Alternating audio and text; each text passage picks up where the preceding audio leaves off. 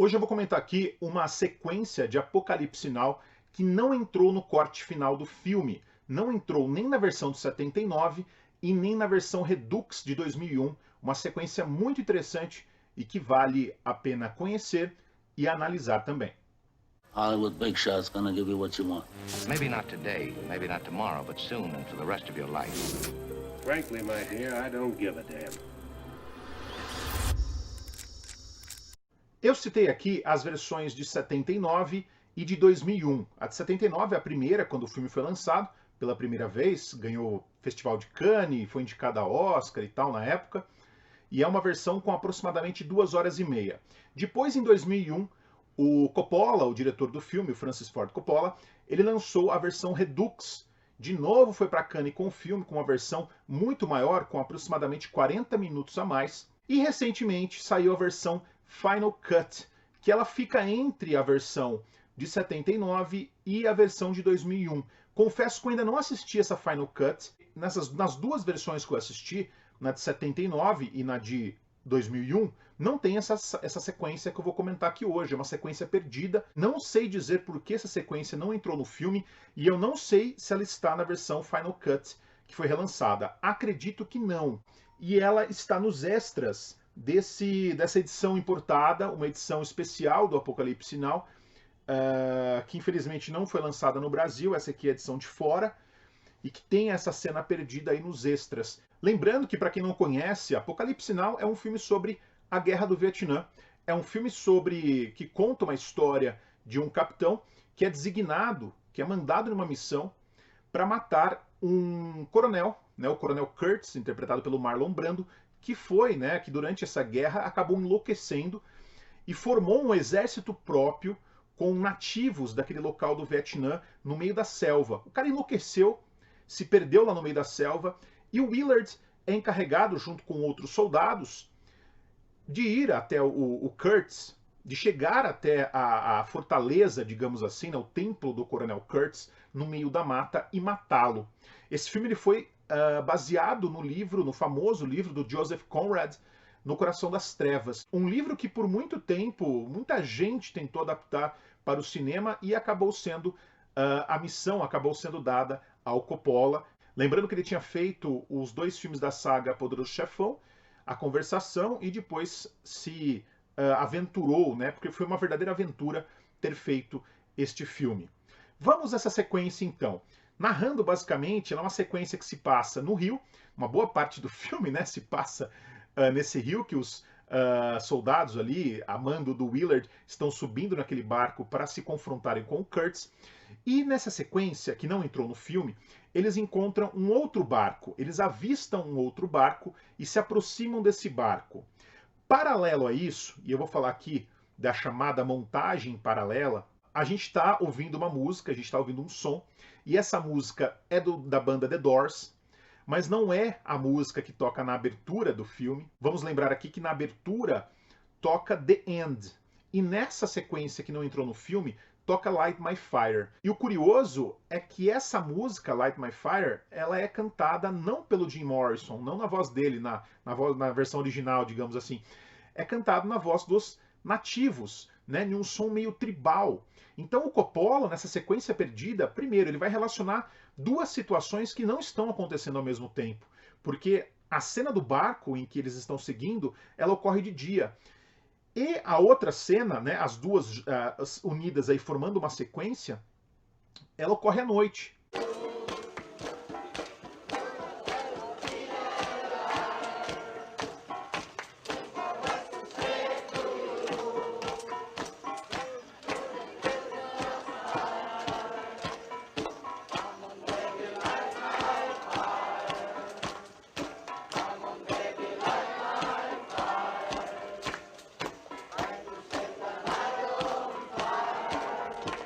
E conforme o barco do Willard vai se aproximando desse barco que está vindo ali, está boiando, aparentemente está largado, está perdido no meio daquele rio, a música vai tocando, e quando eles se aproximam do barco, eles percebem que tem muito macaco em cima daquele barco.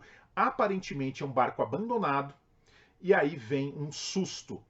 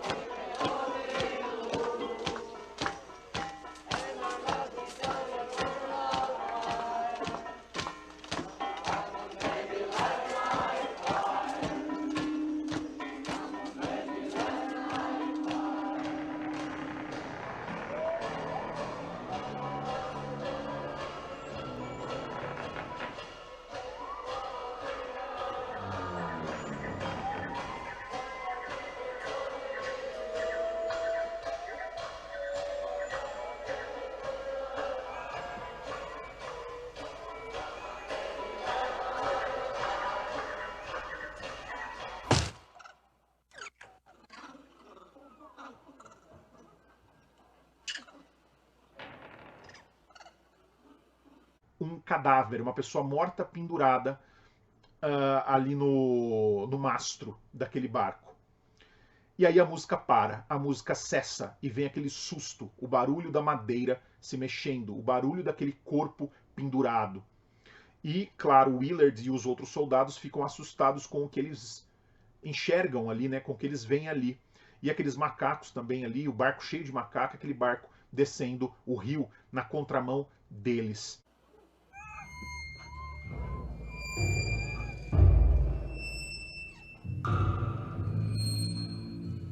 That's coming from where we going, Captain.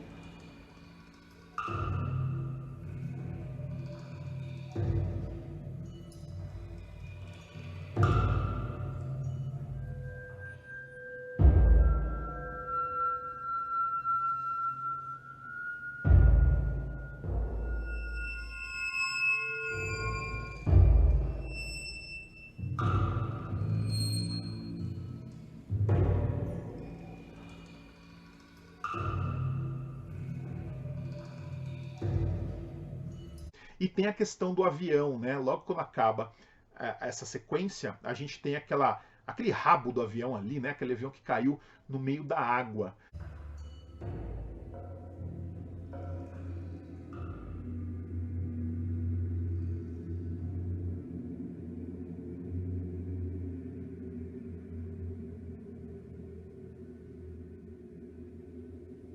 É uma sequência muito forte, totalmente alinhada à ideia do filme. Primeiro porque relaciona duas situações distantes, e aí eu vou de novo voltar para a abertura do filme Apocalipse Now, onde a gente vê também a relação de coisas distantes, né? Lembrando que o filme ele começa com uma cena dos helicópteros cruzando a mata, com o início ali da música The End, e depois a gente começa a enxergar o rosto do Martin Sheen, né? O rosto do Willard, invertido na tela, enquanto aquela explosão vai consumindo a mata e a música vai aumentando, enquanto a gente sente a voz do Jim Morrison na música The End, e quando a gente ouve a voz dele a primeira vez, a mata pega fogo, né? Explode ali, explodem as bombas que estão no meio daquela mata. Esse filme ele pode ser definido como uma trajetória de loucura, mas ao mesmo tempo um filme sobre o encontro de dois homens e a substituição de um reino, né, de um trono, na verdade, porque o Willard, de certa forma, ele é a outra face, ou digamos assim, uma face em formação, melhor dizendo, do próprio Kurtz. Ele está se transformando no Kurtz à medida que ele avança naquela jornada, à medida que ele sobe aquele rio em busca daquele homem que ele não conhece, mas que ele vai descobrindo por meio de alguns arquivos do exército, arquivos confidenciais que foram enviados para ele. E vamos lembrar que o filme tem narração, né? Então a gente entra no espírito do Willard e a gente vai entendendo, à medida que ele vai avançando nessa viagem, como ele descobre o personagem do Marlon Brando. Nessa sequência perdida que eu estou comentando aqui hoje, nós não temos exatamente uma fusão de imagens, nós temos um corte direto, um corte seco. No entanto, nós temos um casamento de coisas diferentes, como eu disse, né? A gente tem a dança, o ritual, sob a música Light My Fire, dos nativos contra o horror que os americanos encontram. E assim como a sequência da abertura, o Coppola, por meio de um roteiro escrito junto com o John Milius, e esse roteiro foi concebido inicialmente pelo Milius, né? Vamos lembrar disso, depois o Coppola acrescentou umas coisas ali e tal. Antes de ocorrer esse encontro entre o Willard e o Kurtz, a gente começa já a perceber e entender a fusão dos universos, a fusão do mundo de loucura do Vietnã, que é representada sobretudo pelo Kurtz, com a imersão do Willard. Então, se a gente vê no início do filme, né, eu volto para essa sequência do início, que eu acho que ela é muito importante e casa muito bem aqui com a sequência que eu estou comentando, porque ali a gente tem uma fusão de universos. E depois a gente vai ter de novo uma fusão de universos entre os nativos e o barco. Entre os nativos, a cultura, né, eles ali cantando, dançando, né, daquela maneira deles, e aquele horror do Vietnã, né, que é representado por aquele cadáver pendurado em um barco. Quando você utiliza essa forma de montagem, que eu disse, né, uma montagem paralela, você está relacionando coisas que não necessariamente estão ocorrendo ao mesmo tempo. Porém, você está trazendo à tona uma relação de ideia, uma relação que o espectador vai ter que construir, que o espectador com o seu esforço vai ter que fazer. E quando a gente vê essa sequência, a gente pensa, o que essa cena com aquelas pessoas cantando, os nativos cantando uma outra versão da música Light My Fire, uma versão tribal, tem a ver com aqueles caras no barco subindo, indo ao encontro do Kurtz. Tem tudo a ver. É o próprio Willard embrenhando naquele universo psicodélico, naquele universo onde um homem branco americano se tornou o rei de alguns nativos. E por que a utilização de The Doors? Né? Fica essa pergunta, por que usar a música da banda The Doors? Eu vou recorrer aqui a esse livro. O livro chama-se As Melhores Entrevistas da Rolling Stone, da revista Rolling Stone. E tem uma entrevista com o Coppola. Eu não tenho essa Rolling Stone, mas eu tenho a entrevista aqui. Ela foi feita em 79, logo após o lançamento do Apocalipse Now. Uma entrevista muito interessante. E eu vou ler um trechinho só que o entrevistador pergunta para ele em relação a essa guerra rock and roll, que o entrevistador diz.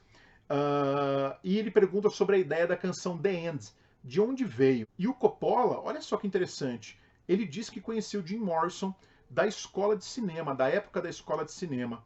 E a ideia de usar The Doors veio de Light My Fire. Olha que interessante. Inicialmente a ideia era usar a música Light My Fire e não a The End, que acabou entrando. E a Light My Fire não entrou. E ele diz, foi de Milius, a ideia do John Milius, do roteirista. O povo de Kurtz iria tocar Light My Fire. No fim, há uma batalha e os norte-vietnamitas vêm cobrar Light My Fire. Seria um momento de vitória, talvez. Eles já teriam vencido uma guerra, uma batalha contra os americanos. Isso que dá a entender nessa entrevista é que era uma versão prévia, uma versão do roteiro do Milius, e que acabou não acontecendo, né, essa suposta batalha aí. E os norte-vietnamitas vêm cobrar Light My Fire depois de vencer essa batalha. E o Coppola diz o seguinte aqui, olha só. Eu fui às Filipinas com esse final, ou seja, não foi o final, né, original, aquele final que foi filmado, mas o roteiro com o Coppola, quando ele foi para as Filipinas fazer o filme, ainda tinha esse final. E ao utilizar, né, essas músicas da banda The Doors, o Coppola está salientando aqui uma ideia de loucura também, uma ideia de mescla, de mistura, uma mistura improvável, mas possível, sabendo que os americanos levaram toda a cultura deles também para o Vietnã, né? O rock and roll, a questão das drogas, a psicodelia e a estética de Apocalipse Now, com essa fotografia brilhante do Vittorio Storaro, nos remete constantemente a essa ideia psicodélica, né? Essa ideia do delírio, do absurdo, por meio da fusão de imagens. E eu acho que esse é um ponto central, né? A fusão de imagens no início do filme, essa fusão, esse casamento de telas, que vão se embrenhando, e é um casamento perfeito. Fusão de imagem dentro da linguagem cinematográfica eu acho uma coisa muito difícil de fazer, porque quase sempre, né, quem resolve fazer acaba caindo em coisas meio grotescas, não dá muito certo, né, é difícil fundir imagem. E eu acho que aqui o Coppola é muito feliz na montagem do Walter Murch, né, que é um dos grandes montadores do cinema americano também. E claro que tem uma crítica muito forte à ideia da invasão americana, do colonialismo americano, nessa ideia de você transformar, você criar os seus próprios vilões, você criar os seus próprios problemas. Em todas as guerras que os americanos se envolvem, de certa forma, eles armam pessoas, eles criam problemas e criam seus próprios monstros. E depois precisam voltar aos locais para destruir e matar esses próprios monstros. Só que a coisa é cíclica. O Kurtz nada mais é do que uma face que vai ser tomada pela face do Willard, que está enlouquecendo também. Então aquilo não tem fim, de certa forma, aquilo é cíclico. E para terminar, olha só que interessante, gente. Um outro elemento muito curioso dessa cena, e que me lembra um outro grande filme, é a questão do macaco, né? Aqueles macacos cheios naquele barco, descendo, sem ninguém guiando, aquele homem morto pendurado, aqueles macacos forrando ali o barco.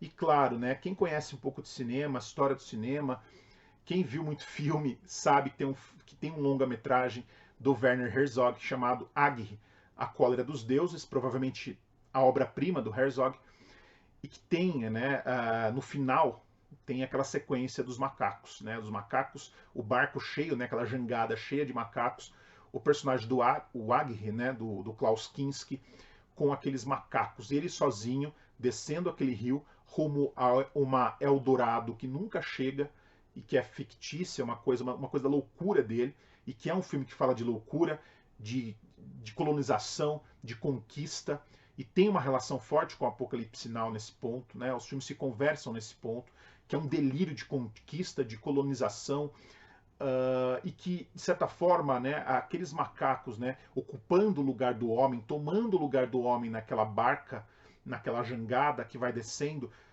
e o Herzog brilhantemente não nos mostra o fim daquele homem, mas a gente já sabe qual vai ser o fim daquele homem, mas mostra a relação daquele homem com os macacos, né, ele pegando os macacos, o Klaus Kinski, naquela interpretação soberba, maluca dele, e me remete, quando eu vejo essa sequência perdida de Apocalipse Now, me remete diretamente à sequência do Werner Herzog no filme Aguirre, a sequência final de Aguirre, A Cólera dos Deuses, que é uma obra-prima também, assim como Apocalipse Now. Acredito sim que o Coppola faça uma referência, que ele estivesse com Aguirre na cabeça dele quando ele filmou essa sequência que acabou não entrando no filme. Espero que vocês tenham gostado do vídeo de hoje. Quero lembrar que você pode acompanhar Palavras de Cinema no Facebook, nós temos um canal lá, uma página, e também estamos no Telegram, agora com o canal no Telegram, Palavras de Cinema. Então acompanhe o canal, sempre com muita novidade, todas as atualizações do site e aqui também do canal do YouTube eu coloco no Telegram, ok?